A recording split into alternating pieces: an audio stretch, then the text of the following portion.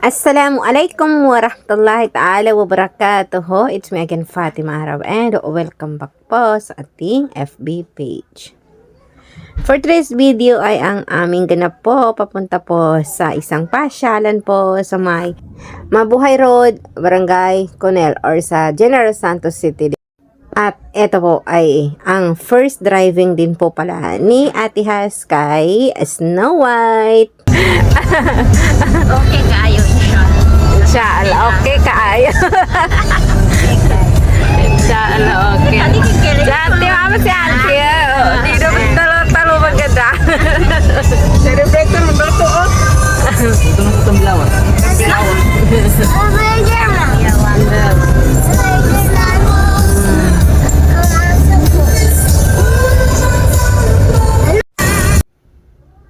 At ang inyong napapanood po guys ay doon po ito banda sa may Mabuhay Road.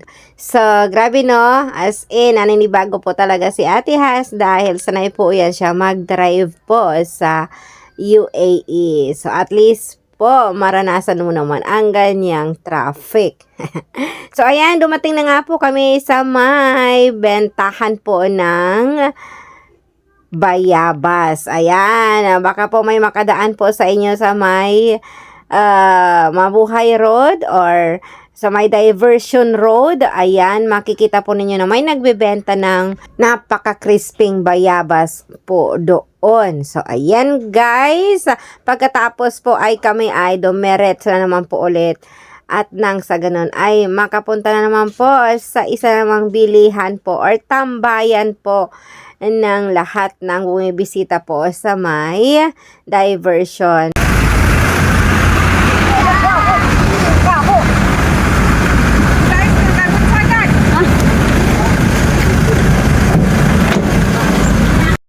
At eto na nga po ang aking sinasabi sa inyo, as in nandito na nga po kami at dumating na po sa napakagandang tambayan na ito ng lahat ng mga dumadaan papuntang Davao City or mga tao rin na nasa General Santos City or mga ibang taong galing sa iba't ibang lugar. So ayan, as you can see, mayroon pong nilagang mais and balut, and then ayan po Pinoy. So as yan po ang mga makikita po natin doon na napakasarap kainin. So, ano pang inaantay niyo guys kapag kayo po ay napadaan dito? Wag na pong mag-atubiling dumaan at bumisita po sa kanilang mga ibinibenta. So, ayan guys, hindi lang po yun ang aming bibilhin or kakainin. Of course, nagdala na rin nga po kami ng pang tulak or di kaya po may mga pagkain pa po kaming dala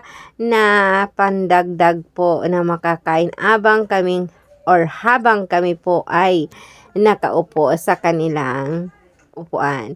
So as you can see guys, ang lahat ay busy na po. Ayan, may mga makakain na pong nakahanda sa mesa. So bawat isa po ay kanya-kanya ng kuha ng kanyang kinakain or ng kanilang makakain. As you can see guys, hindi po mawawala ang saging kahit saan po tayo makarating, hindi ba? So ayan, dahil ang mga Pinoy or tayo mga Pinoy talagang hindi mawawala ang kainan sa bawat pamilya or sa barkada. So ayan, visit na po habang kayo ay kumakain ay makikita or matatanaw ninyo ang napaka-freskong tanawin na yan or mga view na yan. As you can see guys, napakaganda po sa pakiramdam dahil yung ambience po kapag nandyan kayo ay napakaganda sa feelings.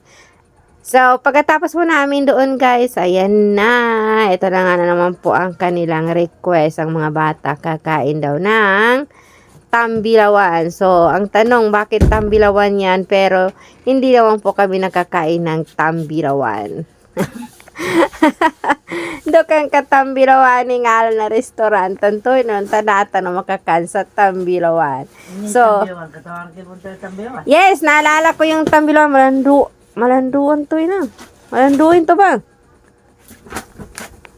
Day, pamangusan tanong kaya ng paganay. Pamangusan ko kaya tambilawanan ng paganay. Siya po taman, i-video ko. Sana po ay nagustuhan niyo. Please don't forget to like, share, and follow. Maraming salamat and thank you for watching. Bye!